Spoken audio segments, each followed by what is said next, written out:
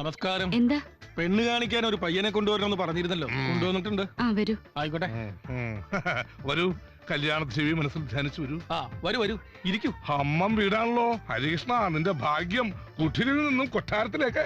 അതൊക്കെ അവർക്ക് എന്നെ പിടിച്ചാലേ ഉള്ളൂ. പിടിക്കുമടാ, അല്ലെങ്കിൽ ഞങ്ങ പിടിപ്പിക്കും. ഇത് ഏതാണ്ട് ഉറച്ചമട്ടാണെന്നേ. അതെന്താ, പെണ്ണ് വികലാംഗയാണോ? എല്ലാ പാർട്സും ഓക്കെയാണ്. നല്ല തങ്കപ്പെട്ട സ്വഭാവം. ഇയാളെക്കാളും സ്വല്പം നിറം കുറവാണെന്ന് മാത്രം. അതെന്താ, പെണ്ണ് നീഗ്രഹമാണോ? ഇതാണ് പെണ്ണിന്റെ അമ്മ. നമസ്കാരം. ആസ് വെൽ ആസ് ഇത് ഹരി, എന്റെ ക്ലോസ് ഫ്രണ്ടാ. ഞാൻ മണവാളൻ. മോളെ വിളിക്കാൻ ഞാൻ. ആ സ്ത്രീ എനിക്കറിയാം. ബോംബെ റെഡ് സ്ട്രീറ്റിലുള്ളതാ. പറഞ്ഞ കുളോക്കണ്ട. നമുക്ക് നമ്മുടെ കാശ് നോക്കിൽ ഈ കല്യാണം നടന്നേ പറ്റൂ. ഇവൻ തന്റെ ഒട്ടപ്പറന്നൊന്നും എന്താ ഒരു സ്വകാര്യം. അമ്മയെ ഇഷ്ടപ്പെട്ടു എന്ന് പറഞ്ഞതാ. എങ്ങനെ ഇഷ്ടപ്പെടാതിരിക്കും? നല്ല തറവാട്ടുകാരാ, ദാനധർമ്മികളാ. അതെ അതെ, ആ മുഖത്ത് എഴുതി വെച്ചിട്ടുണ്ട്. ആർക്കും വാരിക്കോരി കൊടുക്കുന്നവളാണ്. ആ നടുക്കിരിക്കുന്ന ആളാ മണവാളൻ.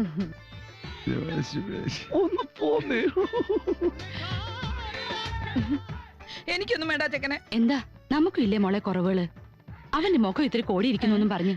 ഇത് തന്നെ അമ്മ 10 ലക്ഷം ഓഫർ ചെയ്തിട്ട് കിട്ടിയതാ. ചുമ്മാ കൂടെ കൊണ്ട് ഇടക്ക ഇവൻ തന്നെ ധാരാളോ. മോള് ചെല്ല്.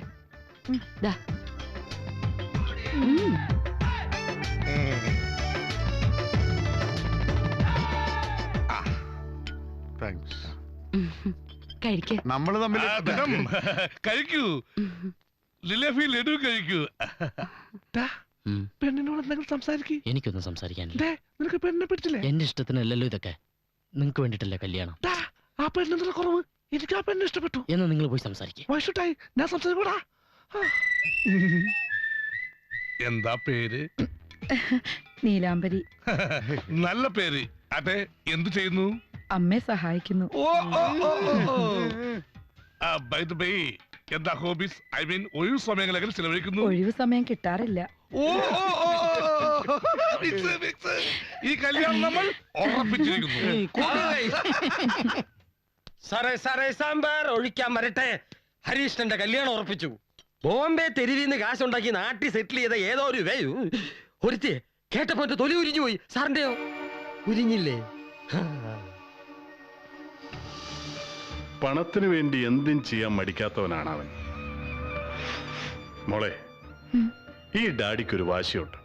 അവന്റെ കല്യാണത്തിന് ഒരു ദിവസം മുമ്പെങ്കിലും നിന്റെ കല്യാണം നടത്തണം.